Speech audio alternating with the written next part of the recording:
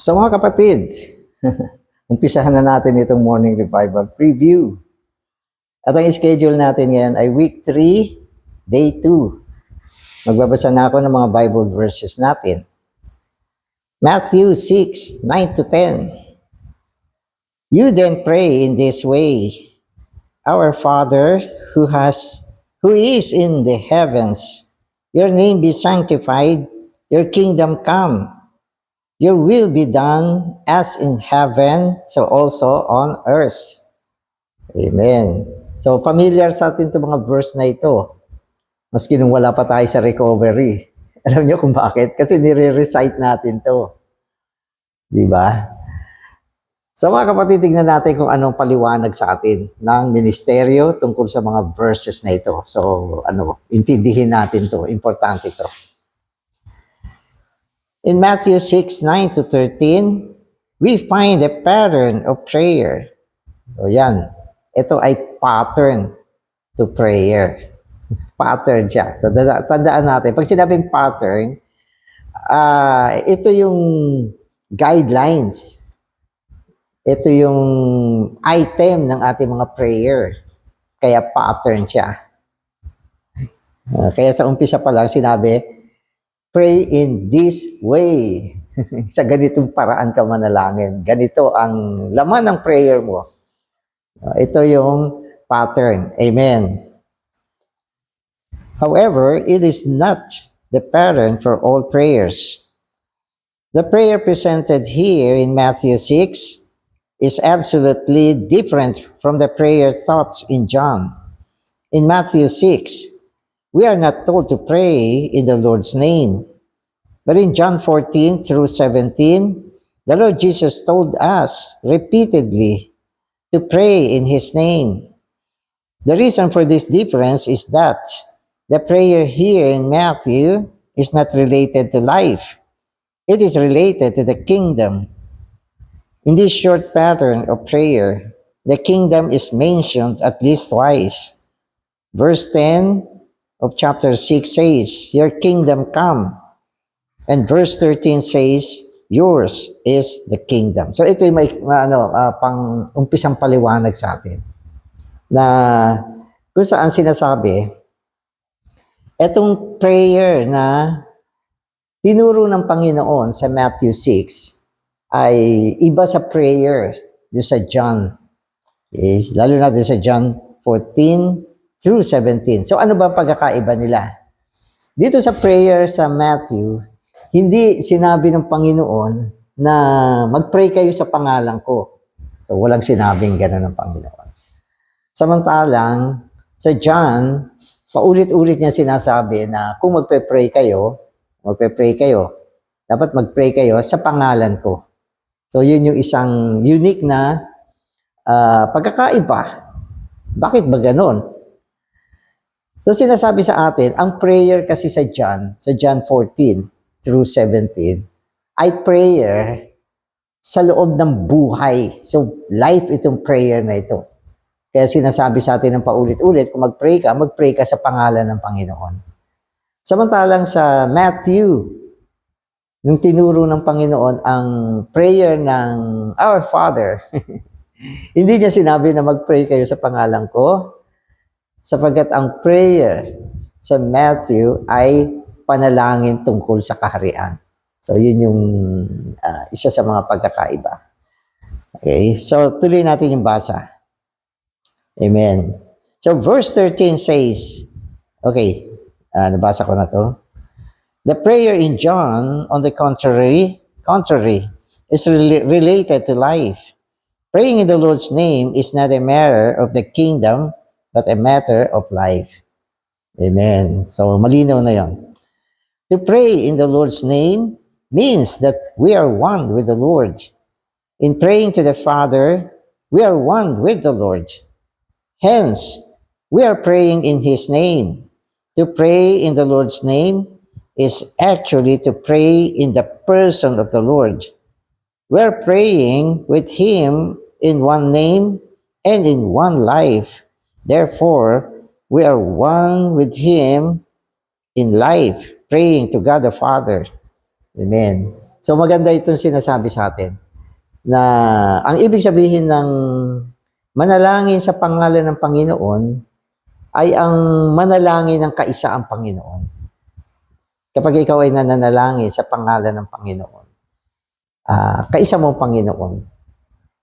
Medyo may pagkakaiba rin sa style ng panalangin ng mga tao sa denomination. So, usually sa denomination kasi, ang kanilang style ng pagpipray sa pangalan ng Panginoon ay nilalagay nila yung pangalan ng Panginoon sa huli.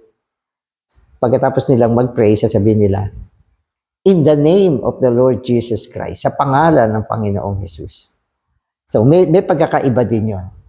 No, para bang ang konsepto ng ganung style ng prayer, in the name of the Lord Jesus, sa huli, para bang lahat ng pinag-pray mo ay hiningi mo sa pamamagitan ng pangalan ng Panginoon. Parang ganun yung konsepto.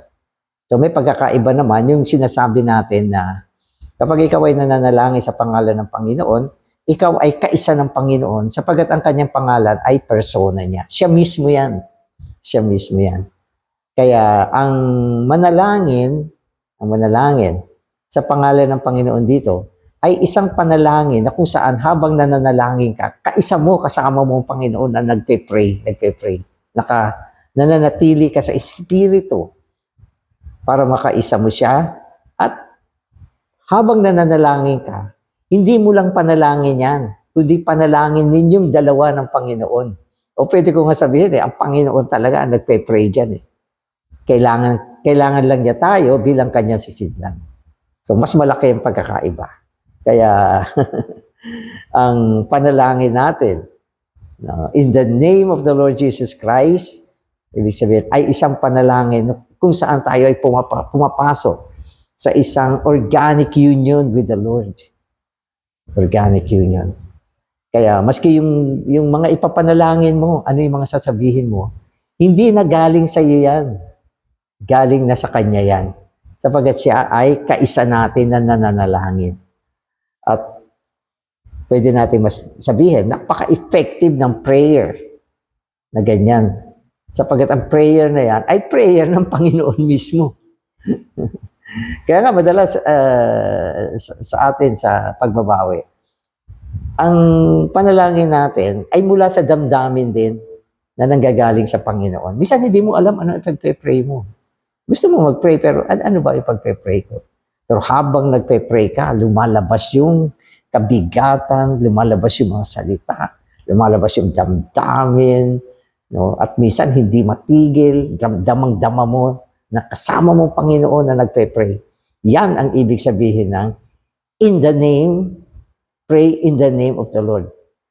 No? Kasama natin siya sapagkat ang kanyang pangalan ay isang buhay na persona.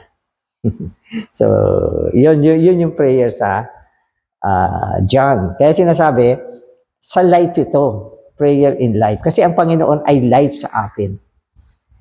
Siya ay nadala tungo sa loob natin, siya ay buhay sa atin. At anumang panahon na nakaugpong tayo sa Panginoon, siya ay buhay sa atin. At siya ang pinamumuhay natin, hindi lang sa mga paggawa natin ng kung ano-ano mga bagay.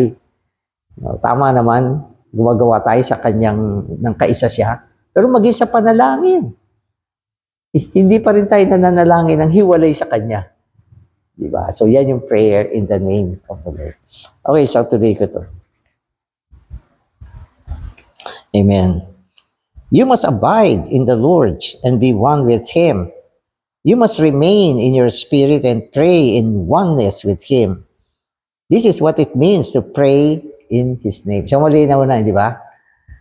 Kailangan manahan ka sa espiritu niya. At manatili tayo sa Kanya. Yan ang ibig sabihin ng nananalangin tayo sa pangalan niya. Ibig sabihin, nakaugpong tayo sa Kanya. Kaisa natin siya. Amen. But the prayer in Matthew 6 concerns the kingdom. In other words, it is a fighting prayer, a prayer of warfare against God's enemy for God's kingdom. So ayan. Ano pala ito? Ang prayer pala sa Matthew 6, no, ay fighting prayer. Pakikibaka ito. Sapagkat sa pagdadala ng kingdom, mga kapatid, ito ay isang malaking pakikibaka sa kaaway. Ayaw na ayaw ni Satanas ng kaharian ng Diyos madala dito sa lupa. Bakit? Kasi ang buong sanlibutan ay kaharian niya ngayon. Siya ang isang naghahari dyan. Isipin mo, dadali mo ang kaharian ng Panginoon dito. Para magawa mo yan, kailangan meron kang prayer na sumasagupa sa masamang isa. Kaya matindi itong prayer na ito. Prayer of the kingdom ay isang panalangin, no, laban sa kaaway. Amen. So yun yung nakikita natin yung pagkakaiba. So today's reading na ako. Matthew 6 verse 9 begins with the words, "You then pray in this way." The words "in this way" do not mean that we should recite. So mali pala yung nire-recite mo ito. Kasi nung araw, para ma-recite mo ito, dapat isaulo mo pa siya. Lahat ng mga bagay, dapat i-memorize mo siya. Pag memorize mo na siya, meron pa ulit-ulit. Nire-recite yan, nire-recite. Pero hindi siya sinabing i-recite. Sabi ng Panginoon, pray in this way. Manalangin ka sa ganitong paraan. So, naging pamamaraan siya ng panalangin. Isa siyang pagtuturo, pattern ng prayer. At sa pamamagitan nitong pattern, nakikita natin yung mga mahahalagang item na kailangan ipag-pray natin. So, yun yung ibig sabihin nito. In the example of prayer given as a pattern by the Lord, the first three petitions imply the Trinity of the Godhead. Your name be sanctified is related mainly to the Father. Your kingdom come to the Son. Your will be done to the Spirit. So yung first part nitong pattern na ito, so sinasabi sa atin, merong tatlong petitions, tatlong kahilingan. Tatlo ang kahilingan. So una, ito ay may kinalaman sa Trinity, sa Tres Unong Diyos. So item by item, sinabi niya, your name be sanctified. Nawa ang iyong pangalan, okay, ay mas sanctified, mapabanal ang iyong pangalan. So, ibig sabihin nito, ang pagpapabanal ng pangalan ng Ama ay hinihiling ng panalangin na ito. Lalo na dito sa lupa. So, yun yung unang item. Ang pagpapabanal sa pangalan ng Ama. At pangalawa, your kingdom come. Ang kaharian mo ay dumating nawa. Yan ay dumating din sa lupa. So, madala din sa lupa. At ito naman ay may kinalaman sa anak. At pangatlo, your will be done. Ang kalooban mo nawa ay maisagawa dito sa lupa. At ito ay may kinalaman sa Espiritu. Kaya tatlong kahilingan ang meron itong panalangin natin na may kinalaman sa Tres Unong Diyos. Ang pagpapabanal sa pangalan ng Ama, ang pagdadala ng kaharian, at ito ay kaharian ng anak, at ang pagsasagawa ng kagustuhan ng Espiritu dito sa lupa. So yan yung tatlong item, ang bibigat. Amen. This is being fulfilled in this age, and it will be ultimately fulfilled in the coming age. So lahat itong tatlong item na ito na hinihiling sa panalangin na ito ay naisasagawa sa panahon natin. Isinasagawa na. Ibig sabihin, hindi yan sa future. Ito ay panahon na kung saan ang mga item na ito ay sinasagawa. At ito ay makukumpleto sa darating na kapanahunan. Kaya kailan nag-umpisa itong prayer na tinuro ng Panginoon? Dito sa panahon ng bagong tipan. Itinuro niya ito sa mga apostol at patuloy na isinasagawa ang ganitong panalangin, lalo na sa loob ng pagbabawi. Lalo na sa atin ngayon. Isinasagawa natin itong panalangin na ito. Ito ang laman ng ating panalangin. Amen. Amen. So when fulfilled in the king, okay. So sabi niya, this will ultimately fulfilled in the coming kingdom, coming age, when the name of God will be excellent in all the earth. The kingdom of the world will become the kingdom of Christ, and the will of God will be accomplished. So ito ay makukumpleto pagdating ng millennial. Pagdating ng millennial, ang pangalan ng Diyos ay magiging ekselente sa buong sangkalupaan. Kikilalanin talaga yan. I-respeto at bibigyan ng reverend ang kanyang pangalan. Sa panahon na ito, hindi gaano. No? At sa panahon na yan, sa millennial, ang pagpapakita ng kaharian, dadalhin talaga dito sa lupa. Kaya yung kaharian ng pagpapakita ay madadala dito. Matutupad itong hinihiling dito at ang buong kagustuhan ng Diyos maisasagawa sa panahon na yan. Pero yan ay nagsimula sa panalangin. Panalangin muna. At ang buong katuparan niya ay magaganap sa darating na millennial kingdom. Amen. So Matthew 6:9 says, Our Father who is in the heavens, your name be sanctified. Today, God's name is not sanctified. Rather, it is profaned and made common. Amen. Unbelievers may ask, what is God? Who is God? People speak about Jesus Christ in the same way that they speak about Plato or Hitler. They make the name of the Lord Jesus common. Amen. Yun pala. Kasi sa panahon na ito, itong panahon na kung saan naghahari si Satanas sa sanlibutan, ang pangalan ng Diyos ay hindi pagganap na sanctified. Hindi siya napabanal. Hindi pa napabanal sa panahon na ito. Ang tao ngayon kasi, walang lubos na pagkilala sa Diyos. Wala silang respeto. Kapag pinag-uusapan ang pangalan ng Panginoon, para bang pinag-uusapan ang kanyang pangalan, nakatulad lang nila Plato at nila Hitler. Si Plato at si Hitler, mga dakilang tao na nabuhay sa lupa. Marami mga kilalang tao, dakilang tao na nabuhay sa lupa. At parang ganyang kaordinaryo ang pagkakilala ng tao sa pangalan ng Diyos ngayon. Hindi siya napataas na pangalan. Hindi siya nire-respeto. Kaya ang kanyang pangalan ngayon ay profane. Ibig sabihin, walang ganong halaga. Winawalang halaga ng mga tao. Pero darating ang panahon, hindi na ganyan. Pagdating ng millennial, pag sinabi mo, Oh Lord Jesus, lahat ng tao kikilabutan.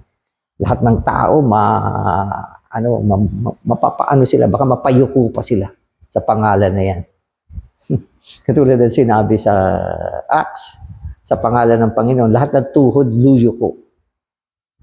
Sa lupa, sa langit, sa ilalim ng lupa. Pero hindi pa nagaganap yan. Hindi pa lahat ng tuhod ng tao yumuyuko. Meron palang ilang tuhod ang yumuyuko na nagsimula ngayon. Pwede ko sabihin, yung tuhod ko, niluluhod ko sa pangalan na to. Ito lang ang pangalan na luluhuran ko. Pero walang maraming taong gagawa niyan sa panahon na ito. Si Jesus? Sino si Jesus? Okay, so wala.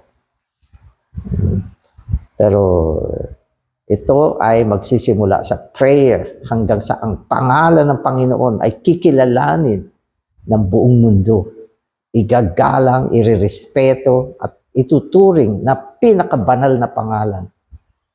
Sapagkat sinabi ng Biblia yan, na binigyan ng Diyos ang Panginoon ng pinakamataas na pangalan. Pero ngayon, hindi pa kinikilala yan na pinakamataas na pangalan. Pero sabi niya, ito ang pinakamataas na pangalan na ang pangalan na ito sasambahin, luluhuran. Every knee should bow, sabi niya gano'n, and confess that Jesus Christ is Lord. So, nagawa mo na ba yan? Oo. Tayo sa church, gawin natin yan. Panginoon, luluhod ako sa pangalan mo. No, ihahayag ko na ikaw ang Panginoon. Dakila ang iyong pangalan, Panginoon. Ito ang iyong persona, Panginoon. No, at itong pangalan na ito, ang tatawagin ko lang. Oh, Lord Jesus, tatawagin ko hanggat ako'y nabubuhay. Wala akong kikilalanin at re-respetuhin na pangalan. Wala. Pangalan mo lang, Panginoon. At itong sinasabi kong ito, isang araw magaganap ito sa buong mundo na lahat ng tao, maging katulad natin, na kumikilala, tumatawag sa pangalan na ito. Lumuluhod sa pangalan na ito. Yan. So ngayon, hindi pa. Pero ito ay naging panalangin at ito ay matutupad. Alam niyo kasi ang katuparan ng lahat ng bagay na spiritual, karamihan, nagsisimula sa panalangin. Manalangin tayo. Your name be sanctified. Amen. Amen. But we know that the day will come in the millennium when the name of God will be sanctified. But prior to that time, our Father's name is wholly sanctified in the church life today. Amen. So ulitin ko to. Our Father's name is wholly sanctified in the church life today. Saan nasa sanctified ng buo? In the church life today. Oh, so sa buhay eklesiya, kadalasan, tinatawag natin siya, pinupuri natin siya, kinikilala natin ang kanyang pangalan. At ang kanyang pangalan, sa pamamagitan ng kanyang pangalan, tayo ay naligtas. At sinasabi sa atin, mayaman ang Panginoon sa mga tumatawag sa kanyang pangalan. At sino man tumawag sa kanyang pangalan ay maliligtas. Kaya ito ang pangalan na binigay sa ilalim ng langit upang tayo ay maligtas. At itong pangalan na ito, isang araw, lalaganap, itataas, isa-sanctified sa buong sangkalupaan. At yan ay sa panahon ng millennial. Amen. Okay, so we do not call upon the Father or speak the name of the Lord in a common way. Rather, when we say Father or Lord, we sanctify these holy names. Thus, we need to pray, O Father, your name be sanctified. Na Panginoon, nawa ang iyong pangalan, hindi lang mapabanal sa amin. Hindi lang kami, kundi sa buong sangkalupaan. Kaya kingdom itong prayer na ito eh. At ito ay isang pakikibakang panalangin. Na pumisan, hindi tayo ng Panginoon, na Panginoon, ang sarap tawagin ng pangalan mo. Pero dalhin mo, Panginoon, ang isang kapanahunan na hindi lang kami ang kikilala sa iyong pangalan. Naku, ang taas ng prayer mo. Amen. Verse 10 says, your kingdom come. Although the kingdom is here in the church life today, the manifestation of the kingdom is yet to come. Thus, we must pray for the coming kingdom. This matter of the kingdom is clearly related to God the Son. Amen. Your kingdom come. Dumating nawa ang iyong kaharian. Bagamat nandito na yung kaharian, nandito naman yung kaharian eh. At ang kaharian ngayon ay ang eklesiya. Nandito na siya. Kaya lang, ang kaharian ay hindi solido. Hindi pa siya solido, bagamat siya ay realidad. Kasi hindi pa siya nakikita. Kaya ang sinasabi natin dito, dumating nawa ang iyong kaharian, ito ay ang pagpapakita ng kaharian sa darating na milenyo. Naku, pagdating ng kaharian, sabi ng Biblia, ang kaharian ng sanlibutan ay naging kaharian ni Kristo. No, ang kaharian ng sanlibutan ngayon ay pinamamahalaan ni Satanas. Ito ay ang mga kapamahalaan na maruruming mga politiko, gobyerno, diba? Na sinasabi nila sila ang hari, sila yung Panginoon, sila yung nasusunod. At maging ang kanilang kasamaan na ipapalaganap nila sa panahon na ito. Kaya maraming giyera sa panahon na ito. Gusto nila sakupin ang mga malalawak na sangkalupaan ngayon. yung China, pati dagat, gustong kunin. So, hindi naman ako maririnig ng presidente nila. Pero, yan, makikita ninyo ang kasakiman ng tao na gusto nilang angkinin ang mga bagay na hindi naman kanila. Ang buong sangkalupaan ay kay Kristo. At ito ay pansamantalang pinaghaharian ng masamang isa. Kaya mag-pray tayo. Your kingdom come. Pagdating ng kaharian. No? At ikaw ay overcomer. Kasama mo ang Panginoon na maghahari. Na 1,000 taon. Kaya yan yung pinagpe-pray natin. Panginoon, dalhin mo na yung kaharian mo rito. Sasabihin naman ng Panginoon sa'yo, sige, magano ka na. Maging mandaraig ka na. Baka kung biglang dalhin ko yung kaharian dito, ma-reject ka. Kaya, handa tayo. At ang Panginoon, handa na rin. Nadalhin niya yan. Kaya lang niya hindi madala ngayon, hindi pa tayo handa. At hindi pa kompleto ang bilang ng mga handa. Yan na lang ang inaantay. Yan na lang. At ang kaharian ay dadali niya. At ang eklesiya ay realidad ng kaharian. Kaya salamat sa Panginoon. Amen. Amen. So verse 10 also says, your will be done as in heaven, so also on earth. After the rebellion of Satan, the earth fell into his usurping hand. Thus the will of God could not be done on earth as in heaven. Amen. Kaya may will ang ating Diyos. Meron siyang will. Huwag kayo mag-isip na ang Diyos natin ay walang will. Meron. Kaya lang, yung will niya, hindi niya ganap na maisakatuparan sa panahon na ito. Sapagkat ang tao ay natisod, ang sanlibutan ay pinaghaharian pa ng masamang isa. Pero ganun pa man, naniniwala tayo na ang kanyang will ay naisasagawa niya sa loob ng eklesiya. Kapag ang inyong eklesiya ay proper church life, maayos na eklesiya, at ang mga kapatid ay mapanalanginin, nagkakaisa sa kanilang panalangin, diyan sa mga ganyang sitwasyon na isasagawa ang will ng Panginoon.